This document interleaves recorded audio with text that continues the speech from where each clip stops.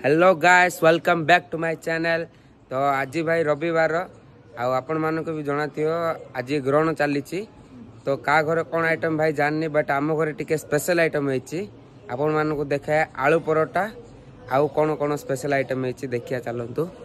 आज ग्रहण रे आम घर आज स्पेशल आइटम होइछि एटा होछि गाजर हलुआ आउ सेटा देखंतु आलू परोटा स्पेशल आइटम आउ ता सब भी मिक्स खुरमा अछि आउ एटा आलू परोटा सहित खाइबा पई स्पेशल चना तरकारी सेखिया ड्यूटी मते लागि आइछि।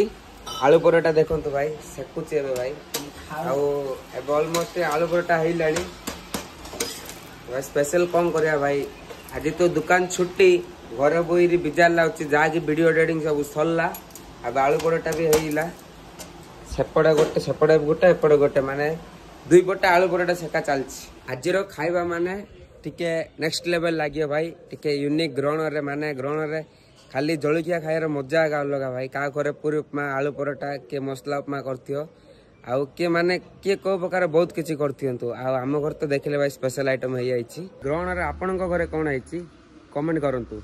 रहिली जय जगन्नाथ।